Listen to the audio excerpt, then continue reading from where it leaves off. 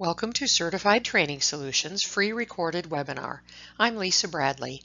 The topic today is the new Federal Motor Carrier Safety Administration Clearinghouse. This webinar was recorded and is relevant December 2019. Please keep in mind that regulations may change, so listeners should verify any information before relying on it to make decisions.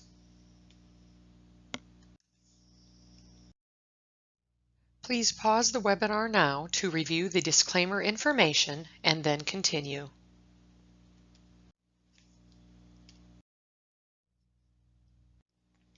Today we are going to talk about what the FMCSA Clearinghouse is, when employers and others must start using the Clearinghouse, what the purpose of the Clearinghouse is, what employers and authorized users are required to do in the Clearinghouse, and we'll touch on clearinghouse requirements for other folks in the process.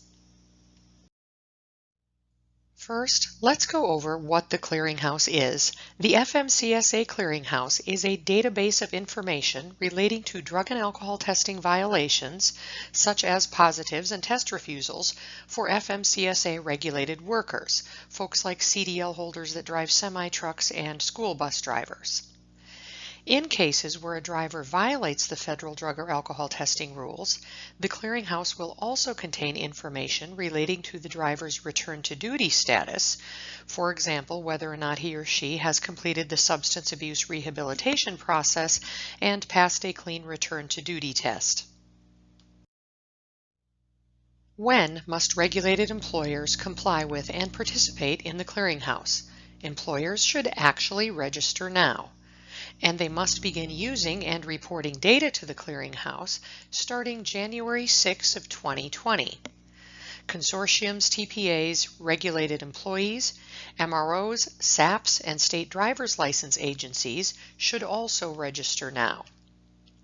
The web address for the clearinghouse is clearinghouse.fmcsa.dot.gov.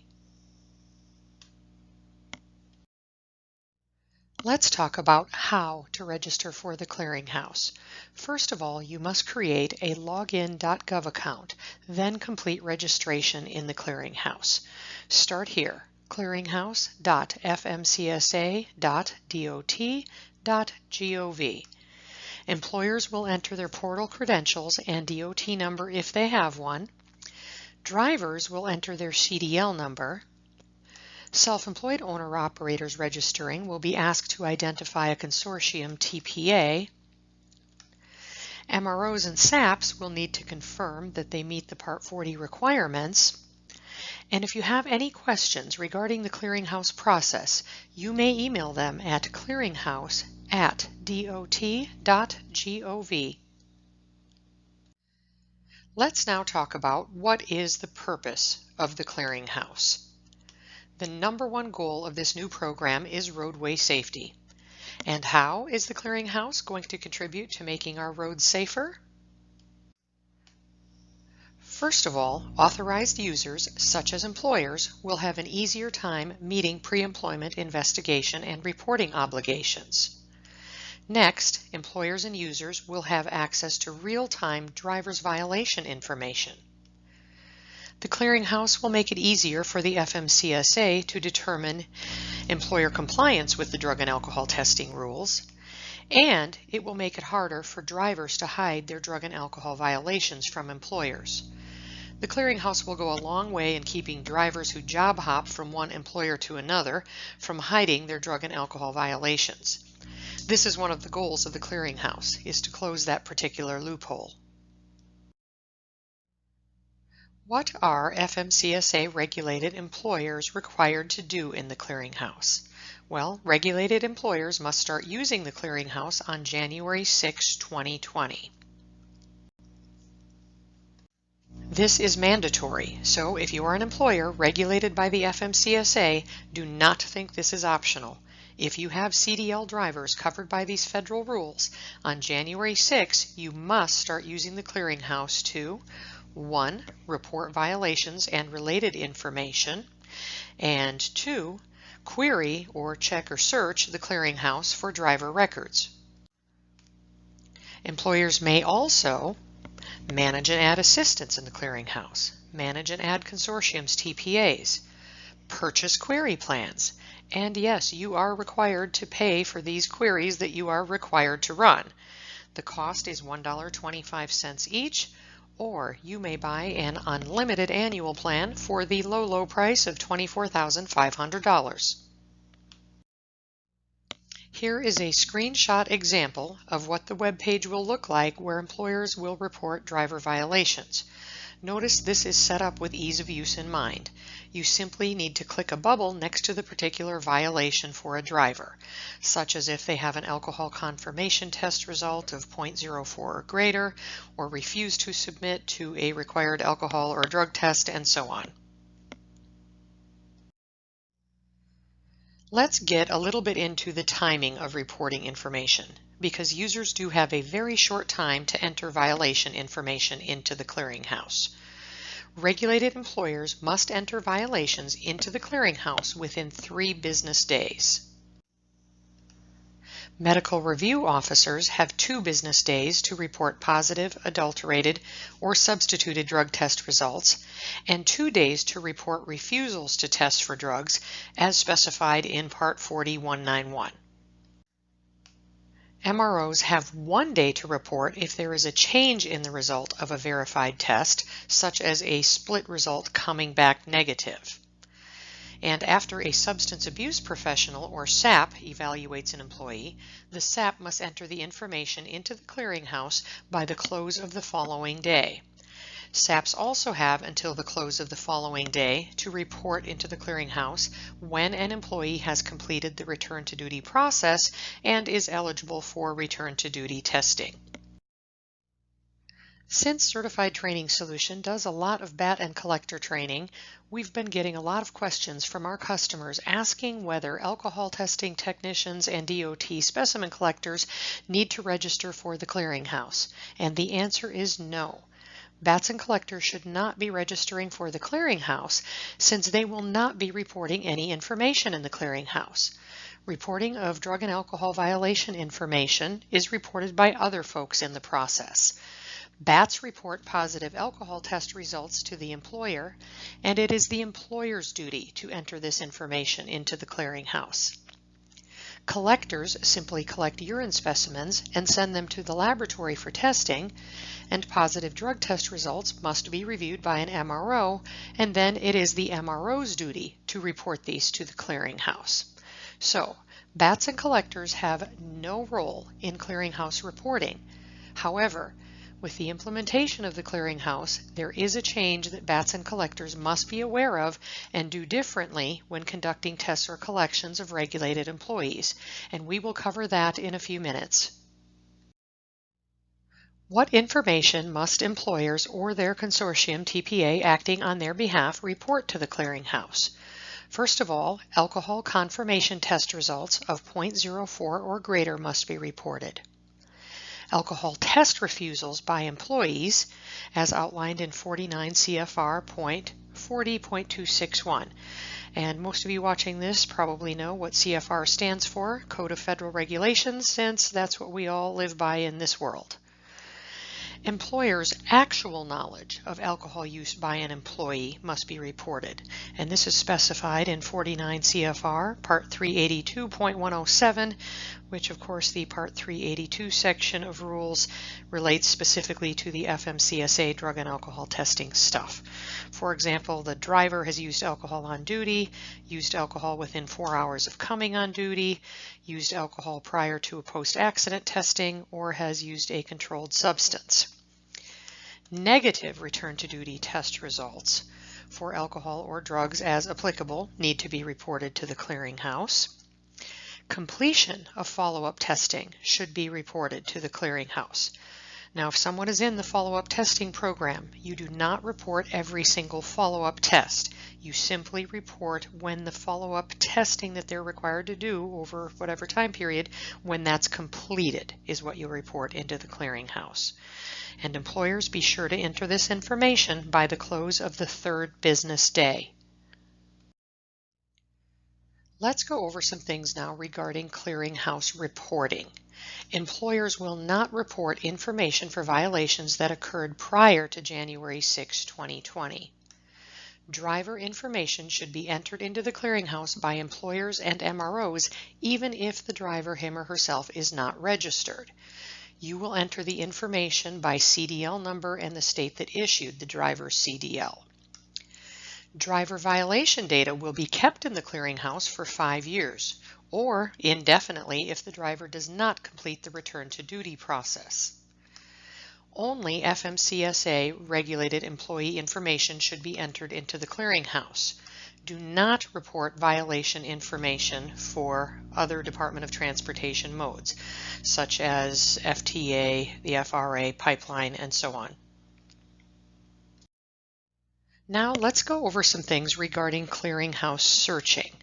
Beginning on the implementation date, which is January 6, 2020, so coming up really soon here, employers must conduct both a clearinghouse query or search and a manual search regarding driver history for your new hires. So just like you have been doing, getting consent from the driver and then sending off requests to all past known employers of the driver for their drug and alcohol testing violation history, you will need to do that and a clearinghouse search for the next 3 years. However, starting January 6 of 2023, employers will only need to do an electronic clearinghouse query in conducting their pre-employment background checks for their commercial motor vehicle driver new hires. Employers and consortiums TPAs doing these searches will have the option of using a tab-separated value spreadsheet to search multiple driver records at a time. So rather than having to enter and search each driver record individually, there will be a spreadsheet you can upload to search for many at one time. And you may find this useful for your mandatory annual queries, which we will talk about in just a bit. Okay, now a little bit about the annual query that's required of driver records. Effective January 6, 2020, employers must conduct an annual search in the clearinghouse for every regulated driver that they employ. Although the FMCSA allows employers to conduct this annual query anytime after the implementation date of January 6, 2020, it is recommended that employers not conduct this search immediately on the implementation date, since there will be little to no data in the clearinghouse initially, of course. Employers have until January 5th of 2021 to conduct the first annual query on each of their drivers. Just be sure to keep detailed records of every search or query that you conduct on every employee and records of every pre-employment query or search. Should be kept in your driver qualification files. There are 2 types of queries or searches that you can conduct in the clearinghouse. First of all, there's what's called a limited query. This type of search simply tells the user whether there is any violation information contained in the database regarding that particular driver. It is expected that the limited query will be used more for annual driver record checks and periodic or ad hoc checks of driver records. The second type of search is called a full query. This type of query will give you detailed information regarding the driver's violation history, of course only going back to the date of January 6, 2020. It is expected that a full query will be used for pre-employment checks, but full queries may also be used for periodic or ad hoc checks. And if a limited query comes back showing that records have been found regarding the driver, you may convert the limited query into a full query without being charged the $125 again for that particular driver.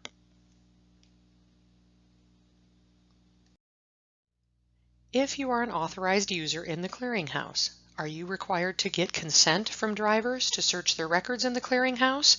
The answer is yes. Employers must obtain specific driver permission to query or search for both limited and full queries.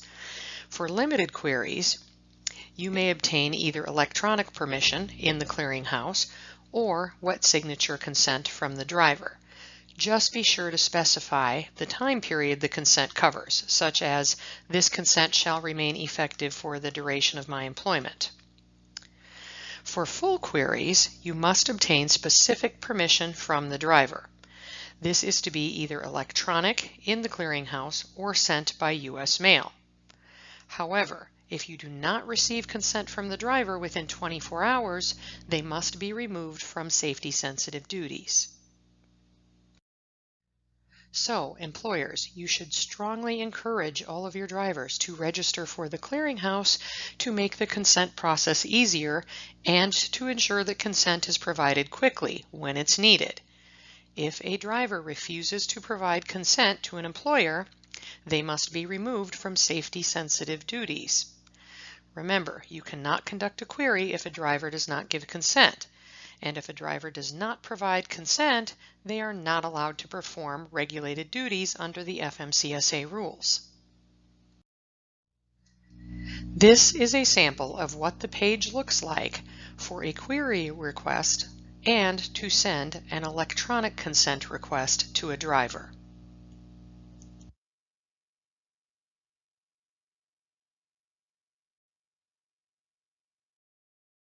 So, how do you go about purchasing a query plan if you are an employer covered by these federal rules? Well, employers must purchase query credits in advance. Consortiums and TPAs may not purchase queries. Only regulated employers may actually purchase the queries or the query plans. Query plans are available to purchase now, so once you register, you can go ahead and buy your queries now. It is recommended that employers purchase the number of queries initially to cover the required number of annual queries that they need to conduct. For example, if you have 100 FMCSA-regulated drivers, purchase at least 100 queries initially. Employers may pay for the queries or query plans with electronic bank transfer, credit cards such as Visa, MasterCard, Amex, Discover, debit cards, and even digital wallet like Amazon Pay and PayPal. They are trying to make it as easy as possible for you to spend your money with them because you have to. What if a driver believes that there is inaccurate information about drug or alcohol testing violations in the clearinghouse? Well, they have the option to challenge certain information if they believe it is not accurate. They can do this by submitting a petition via the FMCSA's data queues system. If you simply do a search for FMCSA data queues, or QS at the end there, the first result that usually shows up is the link to click to start the process of submitting a petition. And again, I will try to post the link for this and other links in the webinar in the description when I post this video. The FMCSA will then review the petition and make a decision whether to remove, retain, or correct the information and the reasoning for the decision. Certain information drivers can challenge. 1, the accuracy of information reported to the clearinghouse. And 2, a report of actual knowledge of a driver being under the influence of drugs or alcohol while driving a commercial motor vehicle that did not result in a conviction. However, accuracy of test results and refusals may not be challenged by a driver. BATs, STTs, and collectors must start using CDL number and state issued instead of ID number or Social Security number on federal testing forms. Although BATs and collectors do not register for or enter information into the clearinghouse, they do have a role in ensuring the success of the clearinghouse. Alcohol testing technicians, including breath alcohol technicians and screening test technicians, as well as specimen collectors for DOT, drug and alcohol testing, must start using driver's commercial driver's license number and the state issued on alcohol testing forms and federal custody and control forms beginning January 6, 2020. Testing technicians and collectors may start using CDL and state in place of the ID number now, prior to clearinghouse implementation date, and I would suggest doing that to start getting in the hang of it because you have to start doing it January 6, 2020. This is an example of a federal CCF for urine collections for drug testing, where you'll need to write in the driver's CDL number and the state issued instead of ID number or Social Security number. They have not specified the format, so this is just an example. The CDL number of the driver with a dash, followed by the abbreviation for the state that issued the driver's CDL. And let me plug in a reminder here. STIs and collectors, please write legibly on these federal forms. It is a requirement. And now with the clearinghouse, it is extremely important that employers and MROs who will be reporting information to the database, that they can actually read the driver's CDL numbers from these forms. Now, here's an example of a federal alcohol testing form. Again, very much like you'll do on the CCFs. Write the driver's CDL number and the state issued instead of the driver's Social Security number or ID number. Reminder, if you are one of the folks required to register for the clearinghouse, here is the web address, clearinghouse.fmcsa.dot.gov. The information in this webinar is also available as an article on our newsletter page at the web address here. And like I mentioned, I will try to post all of the links in the description when I upload this video. We are always happy to assist our customers with your questions. Here's our contact info, our newsletter page where we have lots of other informative newsletters, certifiedtrainingsolutions.com/newsletter. Telephone numbers, website address. We hope that you have found this information valuable and that you have enjoyed it. We are always happy to assist our customers with their training needs. Please visit our website at certifiedtrainingsolutions.com. Here's our phone number, 307-640-5859, or email us at admin@certifiedtrainingsolutions.com. We also offer a variety of online training courses, including breath alcohol technician training, DOT specimen collector and collector instructor training, screening test technician, designated employer representative training, supervisor reasonable suspicion training, post-accident determination training for both the Federal Railroad Administration and FMCSA, drug-free workplace training, and more. And if you're not aware, we sell a variety of drug and alcohol testing supplies, including DOT-approved evidential breath testers and screening devices.